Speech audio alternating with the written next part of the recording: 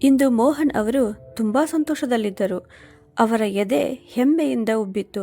ಸಂಬಂಧಿಕರೊಬ್ಬರೊಂದಿಗೆ ಫೋನ್ನಲ್ಲಿ ಮಾತನಾಡುತ್ತಿದ್ದಂತೆ ಅವರ ನಗು ಮನೆಯಾದ್ಯಂತ ಪ್ರತಿಧ್ವನಿಸಿತು. ಶರ್ಮಾ ಅವರೇ, ನನ್ನ ಮಗ ಮೊದಲಿನಿಂದಲೂ ಪ್ರತಿಭಾವಂತ ವಿದ್ಯಾರ್ಥಿಯಾಗಿದ್ದ. ಪ್ರತಿ ಕ್ಲಾಸಿನಲ್ಲಿಯೂ ಪ್ರಥಮ ಶ್ರೇಣಿಯಲ್ಲಿ ಉತ್ತೀರ್ಣನಾಗುತ್ತಿದ್ದ ಮತ್ತು ಪ್ರತಿ ವರ್ಷ ಸ್ಕಾಲರ್ಶಿಪ್ ತೆಗೆದುಕೊಳ್ಳುತ್ತಿದ್ದ. ಓದುವುದರಲ್ಲಿ ಅವನ ಆಸಕ್ತಿಯನ್ನ ನೋಡಿಯೇ ನಾನು ಅವನನ್ನು MBA ಮಾಡಿಸಿದೆ. ಅವನು ಒಂದು ದಿನ ಯಶಸ್ವಿ ಆಗುತ್ತಾನೆ ಅಂತ ನನಗೆ ಗೊತ್ತಿತ್ತು. ನೋಡಿ, ಯೂನಿವರ್ಸಿಟಿಯಲ್ಲಿ ಟಾಪ್ನಲ್ಲಿ ಪಾಸಾಗಿ ಅವನು ನನ್ನ ಭರವಸೆಯನ್ನ ಉಳಿಸಿದ. ಇದೋ ನೋಡಿ ಬಂದ ಮಹಾರಾಜ. ಗೆಳೆಯರೊಂದಿಗೆ ತನ್ನ ಯಶಸ್ಸಿನ ಹರ್ಷವನ್ನು ಆಚರಿಸಿ. ಆಯಿತು ಶರ್ಮಾ ಅವರೇ, ನಾನೀಗ ಫೋನ್ ಇಡುತ್ತೇನೆ. ತಮ್ಮ ಮಗ ಶ್ರವಣ್ ಬರುವುದನ್ನು ಕಂಡು ಅವರು ತಮ್ಮ ಕೈಯಲ್ಲಿದ್ದ ಫೋನನ್ನು ಇಟ್ಟ ಕೂಡಲೇ ಅವನ ಹತ್ತಿರ ಹೋಗಿ ಅವನನ್ನು ತಬ್ಬಿಕೊಂಡರು ಮತ್ತು ಮಗನೇ, ನೀನು ನನ್ನ ಎದೆಯನ್ನು ಗರ್ವದಿಂದ ಮತ್ತಷ್ಟು ಉಬ್ಬುವಂತೆ ಮಾಡಿದೆ. ನೋಡಿಲ್ಲಿ, ಬೆಳಗ್ಗೆಯಿಂದ ನಿನಗೆ ಶುಭಾಶಯ ತಿಳಿಸಲು ಎಷ್ಟೊಂದು ಫೋನ್ ಕಾಲ್ ಬರುತ್ತಿವೆ ಅಂತ ಹೇಳುತ್ತಾ ಮೋಹನ್ ಲಾಲ್ ಅವರ ಕಣ್ಣುಗಳಿಂದ ಆನಂದ ಬಾಷ್ಪ ಸುರಿಯಲು ಪ್ರಾರಂಭಿಸಿತು. ಹತ್ತಿರದಲ್ಲಿ ನಿಂತಿದ್ದ ಶ್ರವಣನ ತಾಯಿ ಆ ದೃಶ್ಯದಿಂದ ಮಂತ್ರಮುಗ್ಧಳಾದಳು. ಆದರೆ ತನ್ನ ಮಗ ಶ್ರವಣನ ಮುಖವನ್ನು ನೋಡುತ್ತಾ ಅವನು ಏನೋ ಹೇಳಲು ಹೊರಟಿದ್ದಾನೆಂದು ಅವಳು ಗ್ರಹಿಸಿದಳು. ನಂತರ ಶ್ರವಣನು, ಅಮ್ಮ, ಅಪ್ಪ, ನಾನು ನಿಮ್ಮಿಬ್ಬರಿಗೂ ಒಂದು ವಿಷಯ ಹೇಳಬೇಕು ಎಂದು ಹೇಳಿದನು. ಹೇಳು ಮಗನೇ, ಏನು ವಿಷಯ ಅಂತ ಮೋಹನ್ ಲಾಲ್ ಕೇಳಿದಾಗ ಶ್ರವಣನು, ಅಪ್ಪಾಜಿ, ಈಗಿನ ಕಾಲದಲ್ಲಿ ಒಳ್ಳೆಯ ನೌಕರಿ ಸಿಗುವುದು ಎಷ್ಟು ಕಷ್ಟವಿದೆ ಅಂತ ನಿಮಗೆ ಗೊತ್ತೇ ಇದೆ ಅಂತ ಹೇಳುವಷ್ಟರಲ್ಲಿ ಮೋಹನ್ ಲಾಲ್ ಅವರು, ಆದರೆ ಮಗನೇ, ನೀನೀಗ ಚಿಂತೆ ಮಾಡುವ ಅಗತ್ಯವೇನಿದೆ? ನಿನ್ನ ಓದು ಈಗ ತಾನೇ ಮುಗಿದಿದೆ. ನಿಧಾನಕ್ಕೆ ನಿನಗೆ ಒಳ್ಳೆಯ ನೌಕರಿ ಸಿಕ್ಕೇ ಸಿಗುತ್ತದೆ, ಚಿಂತೆ ಮಾಡಬೇಡ ಅಂತ ಹೇಳಿದರು. ಇಲ್ಲ ಅಪ್ಪಾಜಿ, ನಾನು ಅದನ್ನು ಹೇಳುತ್ತಿಲ್ಲ. ನನಗೆ ಆಸ್ಟ್ರೇಲಿಯಾದಲ್ಲಿ ಒಂದು ಬಹಳ ದೊಡ್ಡ ಮಲ್ಟಿನ್ಯಾಷನಲ್ ಕಂಪನಿಯಲ್ಲಿ ನೌಕರಿ ಮಾಡುವ ಪ್ರಸ್ತಾವನೆ ಬಂದಿದೆ ಅಂತ ಹೇಳಿದ. ಆಸ್ಟ್ರೇಲಿಯಾ? ಇದನ್ನು ಕೇಳಿದ ಕೂಡಲೇ ಇಬ್ಬರು ತಂದೆ ತಾಯಿ ಒಂದು ಕ್ಷಣ ಜಡವಾಗಿ ನಿಂತರು. ಸ್ವಲ್ಪ ಹೊತ್ತಿನವರೆಗೂ ಅವರ ಹೃದಯ ಬಡಿತವೇ ನಿಂತಂತೆ ಅವರಿಗೆ ಭಾಸವಾಯಿತು. ನಂತರ ಸ್ವಲ್ಪ ಸುಧಾರಿಸಿಕೊಂಡ ತಾಯಿ ತನ್ನ ಮಗನ ತಲೆಯ ಮೇಲೆ ಕೈಯಿಟ್ಟು, ಆದರೆ ಮಗನೇ, ಆಸ್ಟ್ರೇಲಿಯಾದಲ್ಲಿ ನೌಕರಿ ಮಾಡುವ ಅವಶ್ಯಕತೆ ಏನಿದೆ? ನಿನಗೆ ಇಲ್ಲಿಯೇ ಬಹಳ ಒಳ್ಳೆಯ ನೌಕರಿ ಸಿಗಬಹುದು ಅಂತ ಹೇಳುವುದಷ್ಟೇ ತಡ ಶ್ರವಣ್ ಕೋಪಗೊಂಡು ತಾಯಿಯ ಕೈಯನ್ನು ಕೊಸರಿ ಒಗೆದು, ಅದಕ್ಕೆ ನಾನು ನಿಮಗೆ ಈ ವಿಷಯವನ್ನು ಹೇಳಲು ಹೆದರುತ್ತಿದ್ದೆ. ನೀವು ಇದೇ ನಾಟಕ ಶುರು ಮಾಡುತ್ತೀರಿ ಅಂತ ನನಗೆ ಗೊತ್ತಿತ್ತು. ನಾನು ಬಹಳ ದಿನಗಳಿಂದಲೇ ವಿದೇಶದಲ್ಲಿ ನೌಕರಿ ಮಾಡುವ ಕನಸು ಕಟ್ಟಿಕೊಂಡಿದ್ದೇನೆ ಅಂತ ನಿಮಗೆ ಚೆನ್ನಾಗಿ ಗೊತ್ತಿದೆ. ಆದರೆ ಇಂದು ನನ್ನ ಕನಸು ನನಸಾಗುವ ಸಮಯ ಬಂದಾಗ ನಾನು ಈ ಅವಕಾಶವನ್ನು ಕಳೆದುಕೊಳ್ಳಲು ಬಯಸುವುದಿಲ್ಲ ಅಂತ ಹೇಳಿದ. ಶ್ರವಣನ ಮಾತುಗಳನ್ನು ಕೇಳಿದ ಅವನ ತಂದೆ ತಾಯಿಯ ಕಣ್ಣುಗಳಲ್ಲಿ ಒಂದು ರೀತಿಯ ದುಃಖ ಆವರಿಸಿಕೊಂಡಿತು. ಸಂತೋಷದ ವಾತಾವರಣವು ದುಃಖದಲ್ಲಿ ಮುಳುಗಿತು. ಅವರಿಬ್ಬರು ಒಬ್ಬರ ಮುಖವನ್ನು ಒಬ್ಬರು ನೋಡುತ್ತಾ ನಿಂತರು. ಅಷ್ಟರಲ್ಲಿ ಶ್ರವಣ್ ತನ್ನ ಮಾತನ್ನ ಮುಗಿಸಿ ತನ್ನ ಕೋಣೆಗೆ ಹೊರಟು ಹೋಗಿದ್ದ. ಶ್ರವಣನ ತಂದೆ ತಾಯಿ ಆ ರಾತ್ರಿ ಪೂರ್ತಿ ಚಿಂತೆಯಲ್ಲೇ ಕಳೆದರು. ಇದ್ದಕ್ಕಿದ್ದಂತೆ ಶ್ರವಣನ ಹುಟ್ಟಿನಿಂದ ಇಂದಿನವರೆಗಿನ ಎಲ್ಲ ನೆನಪುಗಳು ಚಲನಚಿತ್ರದಂತೆ ಅವರ ಕಣ್ಣ ಮುಂದೆ ಹಾದು ಹೋದವು. ಮದುವೆಯಾದ 10 ವರ್ಷಗಳ ನಂತರ ಅವರ ಮಗ ಶ್ರವಣ್ ಜನಿಸಿದನು. ವೈದ್ಯರು, ನಾಟಿ ವೈದ್ಯರು ಅಥವಾ ಹಕೀಮರು ಯಾರೂ ಉಳಿದಿರಲಿಲ್ಲ. ಅವರು ತೆಗೆದುಕೊಳ್ಳದ ಯಾವುದೇ ಔಷಧಿ ಮಾತ್ರೆ ಉಳಿದಿರಲಿಲ್ಲ. ಅವರು ತಲೆಭಾಗದ ಒಂದೇ ಒಂದು ದೇವಾಲಯ ಉಳಿದಿರಲಿಲ್ಲ. ಆಗ ಮಾತ್ರ ಮಗುವನ್ನು ಪಡೆಯುವ ಸಂತೋಷವನ್ನು ಅವರು ಕಂಡುಕೊಂಡರು.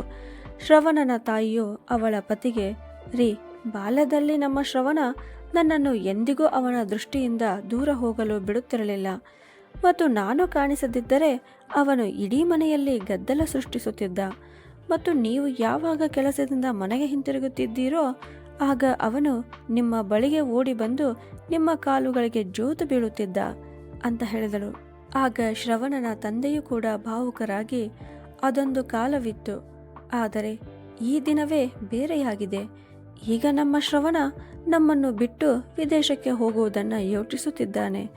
ನಮ್ಮ ಒಬ್ಬನೇ ಒಬ್ಬ ಮಗನಾದವನು ತಾನು ಹಾಗೆ ವಿದೇಶಕ್ಕೆ ಹೋದರೆ ತನ್ನ ತಂದೆ ತಾಯಿಯ ಪರಿಸ್ಥಿತಿ ಏನಾಗಬಾರದು? ಅವರನ್ನು ಯಾರು ನೋಡಿಕೊಳ್ಳಬೇಕು ಅಂತ ಒಂದೇ ಒಂದು ಸಲ ಯೋಚಿಸುತ್ತಿಲ್ಲ.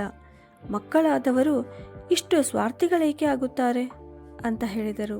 ಇಂತಹ ಚಿಂತೆಯಲ್ಲಿಯೇ ಅವರಿಬ್ಬರು ಮಗ್ಗಲು ಬದಲಿಸುತ್ತಾ ರಾತ್ರಿ ಕಳೆದರು. ನಿದ್ದೆ ಅನ್ನುವುದು ಅವರ ಕಣ್ಣುಗಳಿಗೆ ಸೋಕಲೇ ಇಲ್ಲ. ಬೆಳಗ್ಗೆ ಅವರಿಬ್ಬರು ಯಾವಾಗ ತಮ್ಮ ಕೋಣೆಯಿಂದ ಹೊರಬಂದರೋ ಆಗ ಶ್ರವಣ್ ತಯಾರಾಗಿ ತನ್ನ ಬೂಟುಗಳನ್ನು ಹಾಕಿಕೊಳ್ಳುತ್ತಿದ್ದ. ಅವರು ಅವನನ್ನು ಏನೋ ಕೇಳುವ ಮೊದಲೇ ಅವನು ತನ್ನ ಬ್ಯಾಗಿನಲ್ಲಿ ತನ್ನ ಬಟ್ಟೆಗಳನ್ನು ಇಟ್ಟುಕೊಳ್ಳತೊಡಗಿದ. ಇದನ್ನೆಲ್ಲ ನೋಡಿದ ತಾಯಿಯು ತುಂಬಿ ಬಂದ ಗಂಟಲಿನಿಂದ, ಮಗನೇ, ಎಲ್ಲಿಯಾದರೂ ಹೊರಟಿದ್ದೀಯಾ ಅಂತ ಕೇಳಿದಳು. ಆಗ ಶ್ರವಣನು, ಹೌದು ಅಮ್ಮ, ನಾನು ಪಾಸ್ಪೋರ್ಟ್ ಮಾಡಿಸ್ಲಿಕ್ಕೆ ಬೆಂಗಳೂರಿಗೆ ಹೋಗಬೇಕಾಗಿದೆ. ನನ್ನೊಬ್ಬ ಗೆಳೆಯನಿದ್ದಾನಲ್ಲ ನಿತಿನ್, ಅವನ ತಂದೆ ಪಾಸ್ಪೋರ್ಟ್ ಆಫೀಸ್ನಲ್ಲಿಯೇ ಕೆಲಸ ಮಾಡುತ್ತಾರೆ. ಅವನೊಂದಿಗೆ ನನ್ನ ಮಾತುಕತೆಯಾಗಿದೆ. ಅಪಾರ್ಟ್ಮೆಂಟ್ ಲೆಟರ್ ಬರುವವರೆಗೂ ಈ ಕೆಲಸವನ್ನು ಮುಗಿಸಿಕೊಳ್ಳುತ್ತೇನೆ. ಇದೇ ಕಾರಣಕ್ಕೆ ಸ್ವಲ್ಪ ದಿನ ನಾನು ನನ್ನ ಗೆಳೆಯನೊಂದಿಗೆ ಇಡೀ ಬೆಂಗಳೂರನ್ನು ಸುತ್ತಾಡುತ್ತೇನೆ ಅಂತ ಹೇಳಿದ. ಶ್ರವಣನ ಮಾತು ಕೇಳಿ ಅವನ ತಾಯಿಯು ಅವನಿಗಾಗಿ ಚಹಾ ನಾಷ್ಟ ತರಲು ಅಡಿಗೆ ಮನೆಗೆ ಹೋದಳು. ಆಗ ಅವನ ತಂದೆಯು ಬಹಳ ಪ್ರೀತಿಯಿಂದ, ಮಗನೇ, ಒಂದು ಮಾತು ಕೇಳುತ್ತೇನೆ. ನೀನು ವಿದೇಶಕ್ಕೆ ಹೋಗುವುದು ಅಷ್ಟು ಅವಶ್ಯವಾಗಿದೆಯೇ ಅಂದರು. ಅದಕ್ಕೆ ಶ್ರವಣನು, ಅಪ್ಪಾಜಿ, ಇದರಲ್ಲಿ ಹಾನಿ ಏನಿದೆ? ನಾನು ವಿದೇಶದಲ್ಲಿ ಕೆಲಸ ಮಾಡಿ ಗಳಿಸುವಷ್ಟು ಹಣವನ್ನು ಇಲ್ಲಿ ಎಂದಿಗೂ ಗಳಿಸಲು ಸಾಧ್ಯವಿಲ್ಲ ಎಂದನು. ಆದರೆ ಮಗನೇ, ಹಣವೇ ಜೀವನದಲ್ಲಿ ಎಲ್ಲವೂ ಅಲ್ಲ ಅಂತ ತಂದೆ ಮತ್ತೆ ಹೇಳಿದರು.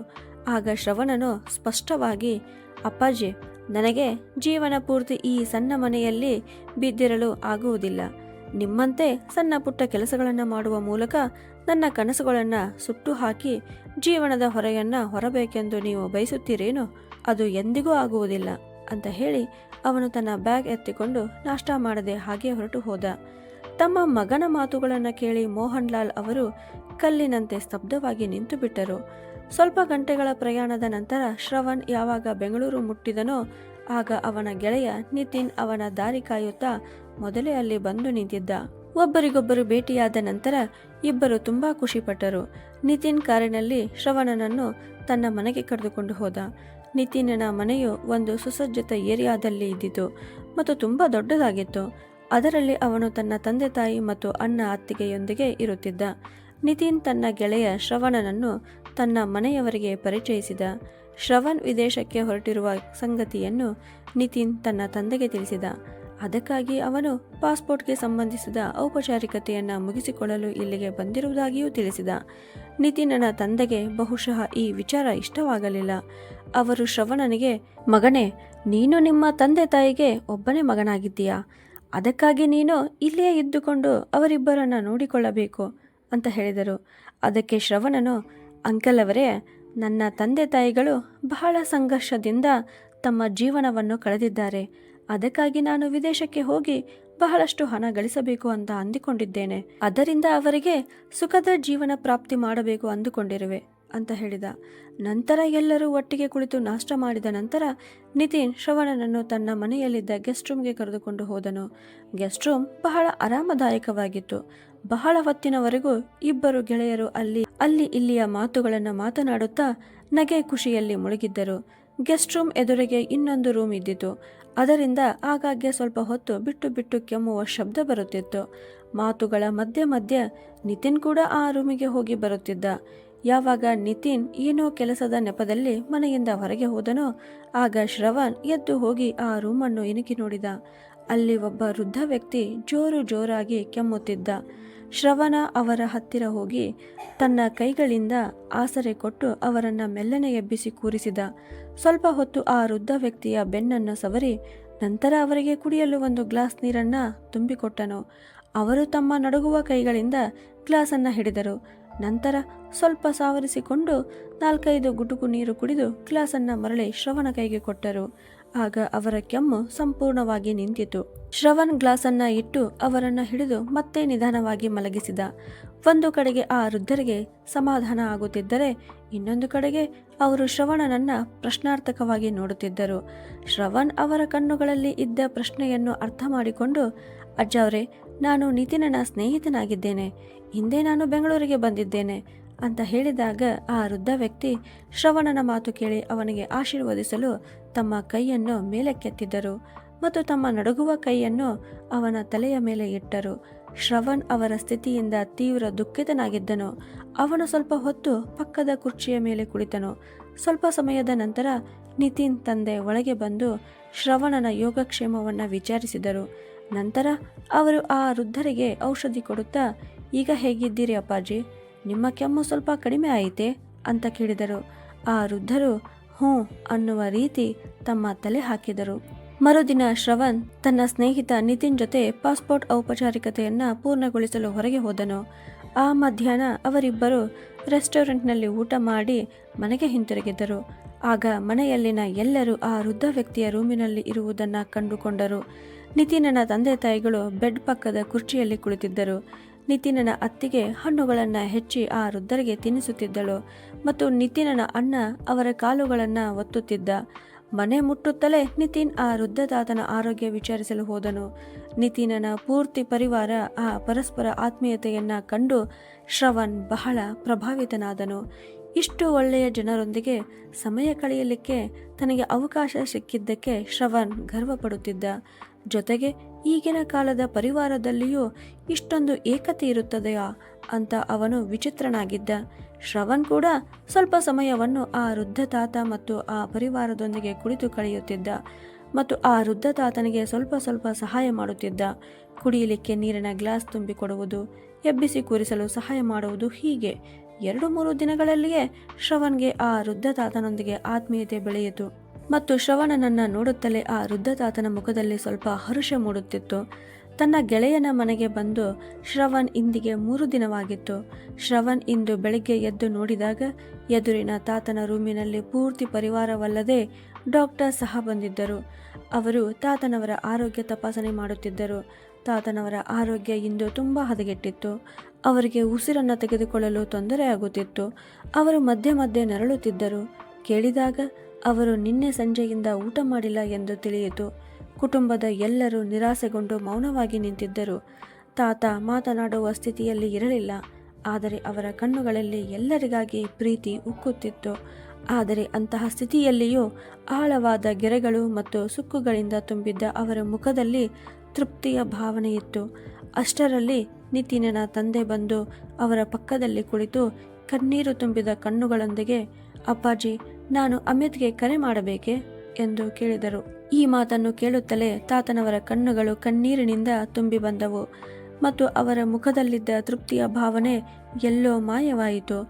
ಅವರು ಅಸಹಾಯಕತೆಯಿಂದ ಮೇಲಿನ ಚಾವಣಿಯನ್ನ ನೋಡುತ್ತಲಿದ್ದರು. ನಂತರ ಏನು ಹೇಳದೆ ಬೇಡ ಅನ್ನುವಂತೆ ತಮ್ಮ ಕುತ್ತಿಗೆಯಿಂದ ಸನ್ನೆ ಮಾಡಿದರು ಮತ್ತು ಕಣ್ಣೀರಿನಿಂದ ತುಂಬಿದ್ದ ಅವರ ಕಣ್ಣುಗಳನ್ನು ಮುಚ್ಚಿಕೊಂಡರು. ಅವರ ಕಣ್ಣೀರು ಹರಿದು ಬಂದು ತಲೆಯ ದಿಂಬನ್ನ ಹಸಿ ಮಾಡುತ್ತಿತ್ತು. ಆ ದಿನ ಪೂರ್ತಿ ಮನೆಯ ಎಲ್ಲ ಜನರು ಅವರ ಸೇವೆಯಲ್ಲೇ ಕಳೆದರು. ಇದ್ದು ಶ್ರವಣನ ತಲೆಯಲ್ಲಿ ಒಂದೇ ಒಂದು ವಿಚಾರ ಕೊರೆಯುತ್ತಿತ್ತು. ಅಷ್ಟಕ್ಕೂ ನಿತಿನನ ತಂದೆ ಹೇಳುತ್ತಿದ್ದ ವ್ಯಕ್ತಿ ಈ ಅಮಿತ್ ಯಾರು ಅಂತ.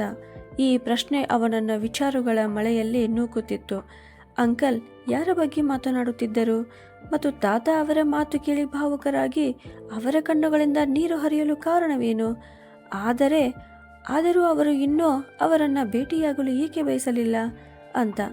ಆ ಸಂಜೆ ನಿತಿನನ ಶ್ರವಣ್ಗೆ ಸಿಕ್ಕಾಗ ಶ್ರವಣ್ಗೆ ತನ್ನನ್ನು ತಾನು ಸಂಭಾಳಿಸಿಕೊಳ್ಳಲು ಆಗಲಿಲ್ಲ ಮತ್ತು ಈ ಪ್ರಶ್ನೆಗಳಿಗೆ ನಿತಿನನಿಂದ ಉತ್ತರ ತಿಳಿಯಲು ಬಯಸಿದ. ಆಗ ನಿತಿನನು ಈ ತಾತರಿಗೆ ಇರುವುದು ಒಬ್ಬನೇ ಒಬ್ಬ ಮಗ, ಅವನೇ ಅಮಿತ್ ಅಂತ ಹೇಳಿದ. ಇದನ್ನು ಕೇಳಿ ಶ್ರವಣ್ ದಿಗ್ಭ್ರಮೆಗೊಂಡನು ಮತ್ತು ನಂತರ ಆತಂಕ ಮತ್ತು ಕುತೂಹಲದಿಂದ ತುಂಬಿದ ಸ್ವರದಲ್ಲಿ, ಹಾಗಾದರೆ ಅಂಕಲ್ ಈ ತಾತರಿಗೆ ಏನಾಗಬೇಕು ಅಂತ ಕೇಳಿದಾಗ ನಿತಿನನು, ನಮ್ಮೆಲ್ಲರದ್ದು ಈ ತಾತನೊಂದಿಗೆ ಕೇವಲ ಮನುಷ್ಯತ್ವದ ಸಂಬಂಧವಾಗಿದೆ. ಆದರೆ ಅವರು ನಮಗೆ ಸಂಬಂಧದಲ್ಲಿ ಏನೂ ಆಗಿರದಿದ್ದರೂ ನಮಗೆ ಬಹಳಷ್ಟು ಬೇಕಾದವರು ಆಗಿದ್ದಾರೆ. ಅವರು ನನ್ನ ತಂದೆಯ ಶಿಕ್ಷಕರಾಗಿದ್ದರು. ಅವರು ತುಂಬ ಮೃದುವಾಗಿ ಮಾತನಾಡುವ ವ್ಯಕ್ತಿಯಾಗಿದ್ದರು ಮತ್ತು ಅವರ ಕಾಲದ ಅತ್ಯುತ್ತಮ ಶಿಕ್ಷಕರಲ್ಲಿ ಒಬ್ಬರೆಂದು ಹೆಸರುವಾಸಿಯಾಗಿದ್ದರು. ನನ್ನ ತಂದೆ ಇಂದು ಏನಾಗಿರುವರೋ ಅದಕ್ಕೆ ಈ ತಾತನವರೇ ಕಾರಣ ಅಂತ ಅಪ್ಪಾಜಿ ನಂಬಿದ್ದಾರೆ. ನಮ್ಮ ತಂದೆಗೆ ಓದಲಿಕ್ಕೆ ಒಂದು ಪೈಸೆಯೂ ಇಲ್ಲದ ಕಾಲದಲ್ಲಿ ಈ ತಾತನವರೇ ನಮ್ಮ ತಂದೆಯನ್ನು ಓದಿಸಿದರು.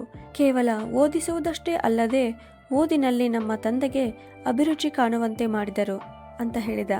ಇಬ್ಬರು ಗೆಳೆಯರ ಸಂಭಾಷಣೆಯನ್ನ ಕೇಳಿ ನಿತಿನನ ತಂದೆಯು ಆ ಕೋಣೆಗೆ ಬಂದರು ಮತ್ತು ಶ್ರವಣನಿಗೆ, ಮಗನೇ ಶ್ರವಣ್, ಈ ಜಗತ್ತು ತುಂಬಾ ಕೆಟ್ಟು ಹೋಗಿದೆ. ಇಲ್ಲಿನ ಎಲ್ಲ ಸಂಬಂಧಗಳು ವೈಯಕ್ತಿಕ ಲಾಭವನ್ನು ಆಧರಿಸಿವೆ. ಲಾಭ ಇರುವವರೆಗೆ ವ್ಯಕ್ತಿಯ ಮೌಲ್ಯ ಇರುತ್ತದೆ. ಲಾಭ ಹೋದಾಗ ಸಂಬಂಧಗಳು ಸಹ ಮುಗಿದು ಹೋಗುತ್ತವೆ. ಆಶ್ಚರ್ಯಕರ ಸಂಗತಿ ಎಂದರೆ ಇವರನ್ನು ಇವರ ಸ್ವಂತ ಮಗನೇ ಬಿಟ್ಟು ಹೋಗಿದ್ದಾನೆ.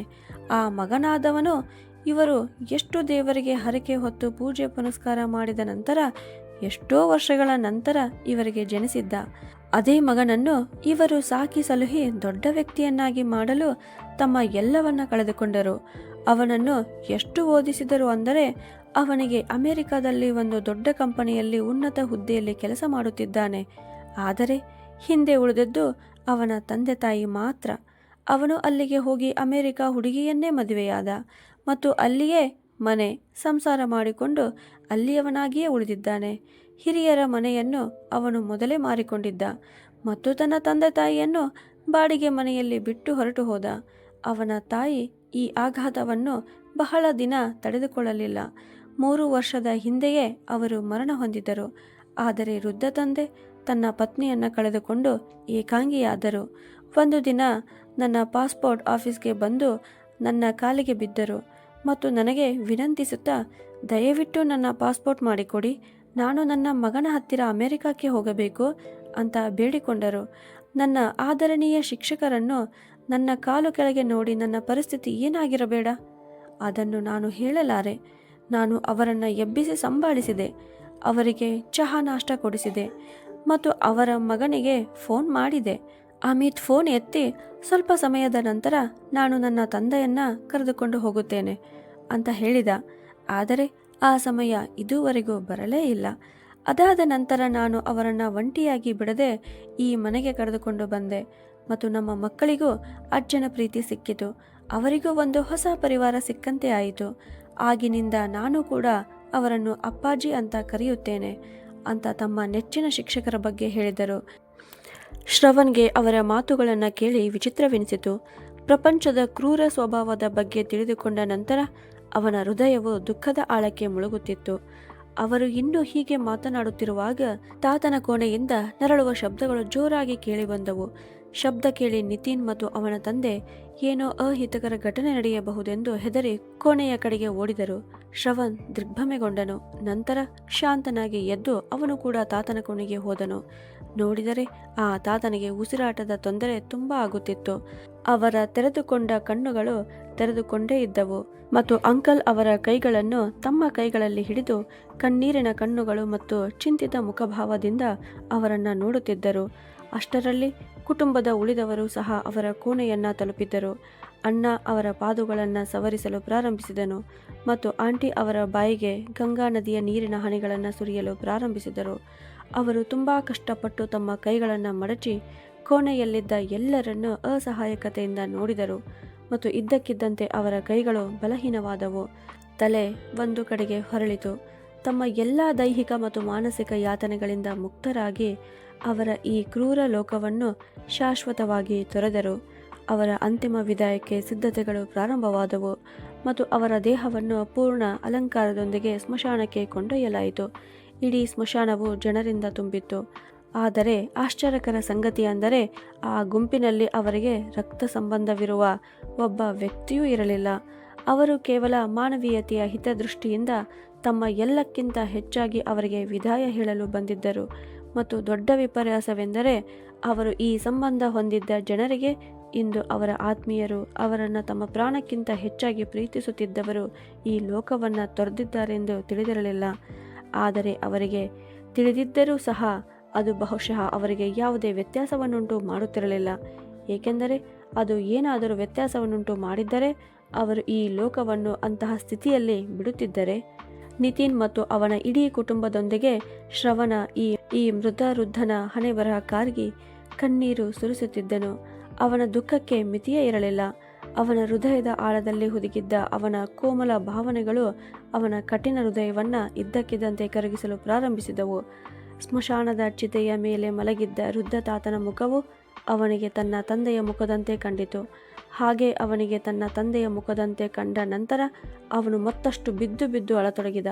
ತನ್ನ ತಂದೆ ತಾಯಿಗಳು ತಾನು ವಿದೇಶಕ್ಕೆ ಹೋಗುವ ಸುದ್ದಿ ಕೇಳಿ ಕಲ್ಲಿನಂತೆ ಏಕೆ ನಿಂತು ಬಿಟ್ಟರು? ತನ್ನ ಎದುರಿಗೆ ಏಕೆ ರೋಧಿಸುತ್ತಿದ್ದರು? ನಮ್ಮನ್ನು ಬಿಟ್ಟು ವಿದೇಶಕ್ಕೆ ಹೋಗಬೇಡ ಅಂತ ಅವರು ಏಕೆ ಬೇಡಿಕೊಳ್ಳುತ್ತಿದ್ದರು ಅಂತ ಆಗ ಅವನಿಗೆ ಭಾಸವಾಯಿತು. ಎಲ್ಲ ವಿಧಿವಿಧಾನಗಳು ಮುಗಿದಿದ್ದವು. ಚಿತೆಗೆ ಅಗ್ನಿ ಕೊಡುವುದಷ್ಟೇ ಬಾಕಿಯಿತ್ತು ಮತ್ತು ಈ ಕೆಲಸವನ್ನು ನಿತಿನ್ ತಂದೆಯಿಂದ ಮಾಡಿಸಲಾಯಿತು. ಅಂತ್ಯಕ್ರಿಯೆಯ ಚಿತೆಯ ಉರಿಯುತ್ತಿರುವ ಜ್ವಾಲೆಯಲ್ಲಿ ಅವನಿಗೆ ತನ್ನ ಬಾಲ್ಯದ ಹೊಳಪುಗಳು ಕಾಣುತ್ತಿದ್ದವು. ಬಹುಶಃ ತನ್ನ ವೃದ್ಧ ಅಜ್ಜನ ಅಂತಿಮ ವಿದಾಯದೊಂದಿಗೆ ಶ್ರವಣ ತನ್ನ ಹೆತ್ತವರ ಬಗ್ಗೆ ಅನುಭವಿಸಿದ ಕಹಿ ಭಾವನೆಗೂ ಅಂತಿಮ ವಿದಾಯ ಹೇಳುತ್ತಿದ್ದ. ಅವನ ಹೃದಯದಲ್ಲಿ ಅವನ ಹೆತ್ತವರಿಗಾಗಿ ಹೊಸ ಪ್ರೀತಿ ಉಕ್ಕಿ ಹರಿಯಲು ಪ್ರಾರಂಭಿಸಿತು. ಅಷ್ಟರಲ್ಲಿ ಅವನ ಮೊಬೈಲ್ ಫೋನ್ ರಿಂಗ್ ಆಯಿತು. ಅವನು ನೋಡಿದಾಗ ಅದು ಅವನ ತಂದೆಯ ಕರೆಯಾಗಿತ್ತು.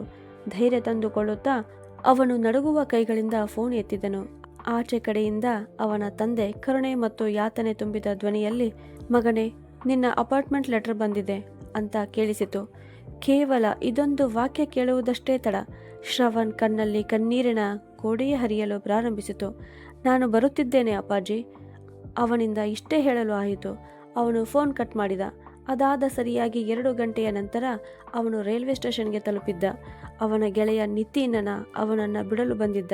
ಶ್ರವಣ್ ಅವನನ್ನು ಅಪ್ಪಿಕೊಂಡು ಧನ್ಯವಾದ ಹೇಳುತ್ತಾ, "ನಿನ್ನ ಮನೆಯಲ್ಲಿ ಉಳಿಯಲು ಅವಕಾಶ ನೀಡುವ ಮೂಲಕ ನೀನು ನನಗೆ ದೊಡ್ಡ ಉಪಕಾರ ಮಾಡಿದೆ" ಎಂದು ಹೇಳಿದನು. ಏಕೆಂದರೆ ಅಲ್ಲಿ ಇದ್ದು ಮಾತ್ರ ಶ್ರವಣನಿಗೆ ಕುಟುಂಬ ಎಂಬ ಪದದ ಅರ್ಥವಾಗಿತ್ತು. ಸ್ವಲ್ಪ ಸಮಯದಲ್ಲಿಯೇ ಟ್ರೈನ್ ಬಂದಿತು ಮತ್ತು ಶ್ರವಣ್ ತನ್ನ ಮನೆಗೆ ಹೊರಟು ಬಂದನು. ಟ್ರೈನಿನಲ್ಲಿ ಶ್ರವಣ್ ತನ್ನ ವಿಚಾರದಲ್ಲಿಯೇ ಕಳೆದು ಹೋಗಿದ್ದ. ಆಗ ಎದುರಿನ ಸೀಟಿನಲ್ಲಿ ಕುಳಿತಿದ್ದ ಒಂದು ಸಣ್ಣ ಮಗು ಅವನ ಗಮನವನ್ನು ಸೆಳೆಯಿತು. ಅದು ಎಲ್ಲ ರೀತಿಯ ಕುಚೇಷ್ಟೆಗಳಲ್ಲಿ ತೊಡಗಿತ್ತು ಮತ್ತು ಅವನ ತಾಯಿ ಅವನನ್ನು ನೋಡಿ ಸಂತೋಷ ಪಡುತ್ತಿದ್ದಳು. ಕೆಲವೊಮ್ಮೆ ಮಗು ಓಡಿ ಹೋಗಲು ಪ್ರಯತ್ನಿಸುತ್ತಿತ್ತು ಮತ್ತು ಅವನ ತಾಯಿ ಅವನನ್ನು ಹಿಡಿದುಕೊಳ್ಳುತ್ತಿದ್ದಳು. ಕೆಲವೊಮ್ಮೆ ಅವನು ಅವಳ ತೊಡೆಯ ಮೇಲೆ ಕುಳಿತುಕೊಳ್ಳುತ್ತಿದ್ದನು ಮತ್ತು ಕೆಲವೊಮ್ಮೆ ಇಳಿಯುತ್ತಿದ್ದನು. ಸ್ವಲ್ಪ ಗಂಟೆಗಳ ಪ್ರಯಾಣದಲ್ಲಿ ಆ ಮಗುವಿನ ತಾಯಿಯು ಮಗುವಿನಿಂದ ಒಂದು ಕ್ಷಣವೂ ದೃಷ್ಟಿಯನ್ನು ಬೇರೆಡೆ ಹರಿಸದೆ ಇರುವುದನ್ನು ಶ್ರವಣ ಗಮನಿಸಿದ. ಇದೆಲ್ಲವನ್ನು ಗಮನಿಸಿದ ಶ್ರವಣ್ಗೆ ತನ್ನ ತಾಯಿಯ ನಿಸ್ವಾರ್ಥ ಪ್ರೀತಿ ನೆನಪಿಗೆ ಬಂದಿತ್ತು. ಈಗ ಶ್ರವಣ್ ತನ್ನ ಭವಿಷ್ಯದ ಬಗ್ಗೆ ನಿರ್ಧರಿಸಿದ್ದ ಮತ್ತು ಆ ನಿರ್ಧಾರದಿಂದ ತನ್ನ ಹೃದಯದಲ್ಲಿದ್ದ ಭಾರವನ್ನು ತೆಗೆದುಹಾಕಿದ್ದ. ಕಿಟಕಿಯಿಂದ ಹೊರಗೆ ನೋಡುತ್ತಾ ಕುಳಿತಾಗ ಅವನ ಮುಖಕ್ಕೆ ಬಡಿಯುತ್ತಿದ್ದ ಬಲವಾದ ಗಾಳಿಯು ಅವನ ನಿರ್ಧಾರಕ್ಕೆ ಪೂರಕವಾಗಿ ಕಾಣುತ್ತಿತ್ತು.